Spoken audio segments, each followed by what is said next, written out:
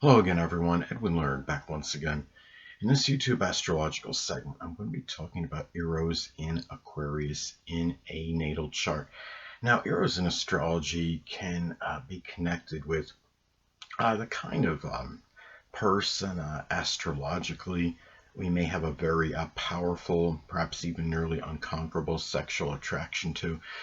Now, given that this is Aquarius energy, this might be somebody that might be very unorthodox, eclectic, eccentric. The person might have a very kind of an unusual appearance. There might be something really unorthodox. It could be about the way whether it's they dress, or it could just be just their general look, and could be in their face or what have you. But this is a person too you might be strongly attracted to, that might have very ingenious qualities, very non-conforming, even a rebel in some cases.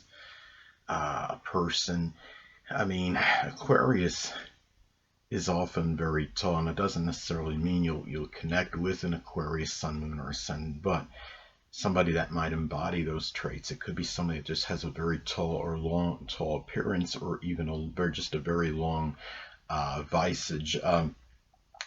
It could be a person, somebody it could be very tall, very wiry.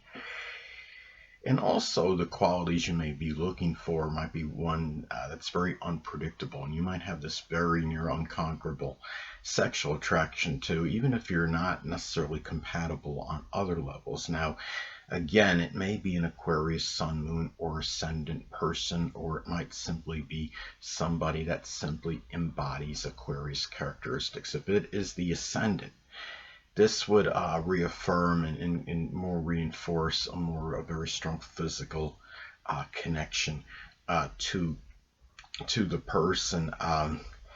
It could be, now let's say if it's conjunct, if your Eros in Aquarius is conjunct their moon in Aquarius, it might be more on an unconscious or subconscious level.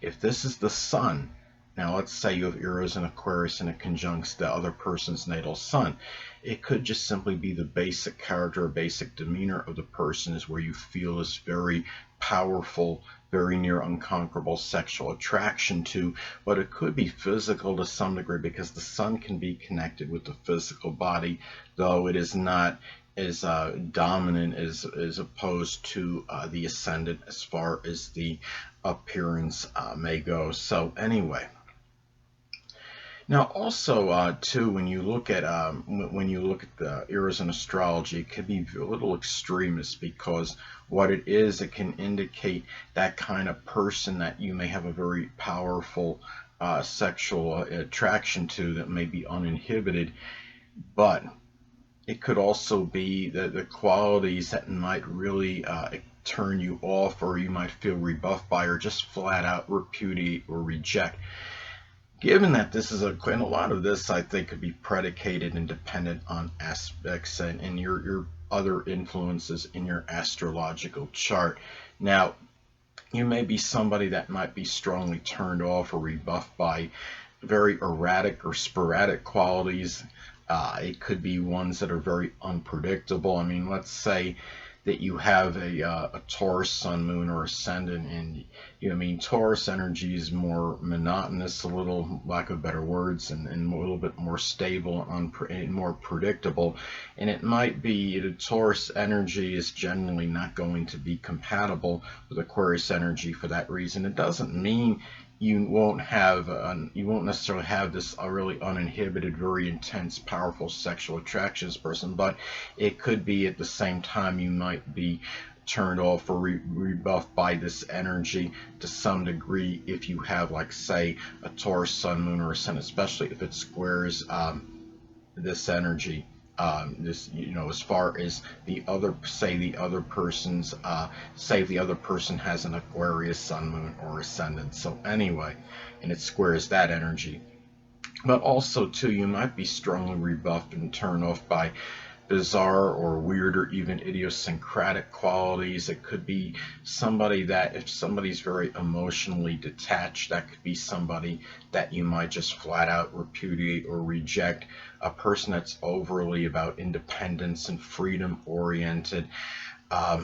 even say if you have a Cancer sun, moon, or ascendant, you might be somebody that's a little bit more protective and introverted, and you might, and Aquarius energy could be about wanting to be that universal friend. And let's say this person actually does have, like, say, an Aquarius sun, moon, or ascendant. It could be something, and you have a Cancer, and you have Cancer dominant in your chart, Cancer sun, moon, or ascendant. It could be, let's say, the ascendants are in conjunct aspect, and you have a Cancer ascendant, the other person has an Aquarius ascendant. What's being projected outwardly could be a vast difference in the two energies, with the energy that you're projecting outwardly, expressing naturally, and the other person's outward energy that's being expressed naturally. The Cancer ascendant person could be more introspective, introverted, more of a homebody. Aquarius ascendant person might have a little more gregarious energy, and being that universal friend might have a lot of acquaintances and friends, might be bringing those people over, and the Cancer ascendant person might be rebuffed by that. Now, also, Eros in astrology can be connected and tied in with one's creative energy and ability. Given that this is Aquarius energy, it could be something where you express a lot of creative energy and ability, perhaps in computers or electronics.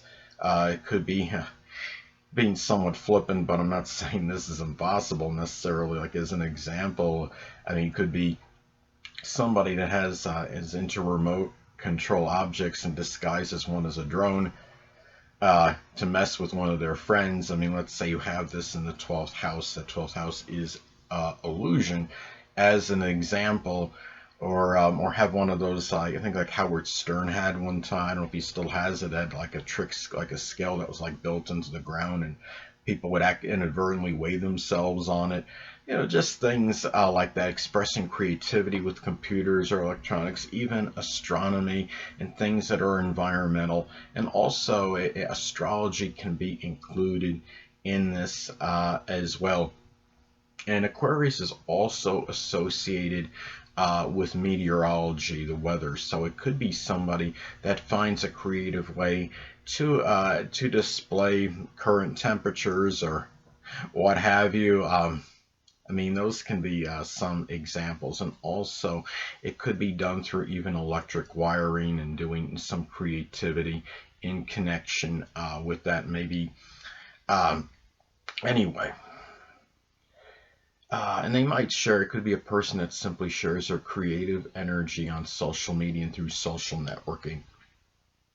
Now, Eros in astrology can also be associated with what one may have a very powerful exuberance and enthusiasm for. Now, given this is Aquarius energy, it could be astrology. Let's say if you have it in the 11th house in your chart, you may express, this could be a person that expresses a very strong exuberance, enthusiasm, and passion in astrology groups, or even if it was astronomy, maybe astronomical groups. And also, it could be about innovation, where this person might be very much into, very passionate about new ideas, new concepts, even perhaps creating, inventing things, expressing ingenuity, and also their friends as well. And let's say if this is like in the 5th or the 9th house in one's natal chart, it could be a person that expresses a lot of exuberant energy, a lot of passionate energy with their friends, perhaps through sports as an example, and also even through humanitarianism and through selflessness, selfless giving to others. Robotics could be one example. I mean, robotics can be another example. I mean, let's say if you have this in the 8th house in your natal chart, the 8th house rules surgery. You might be somebody that's into like those microbots performing surgery. I believe they have done that on occasion. I'm just throwing that out there arbitrarily. It also computers and electronics in general, and the internet perhaps as well. Now, the internet is something a lot of people, of course, are infatuated with regardless of astrological placements, but this could even give even a greater propensity toward that given this placement. Now, and it might be a person that might enjoy sometimes shocking or surprising others, so to speak, like such as like a hand buzzer playing, just messing with their friends, that way doing things that can be shocking. I don't know if you've ever seen that.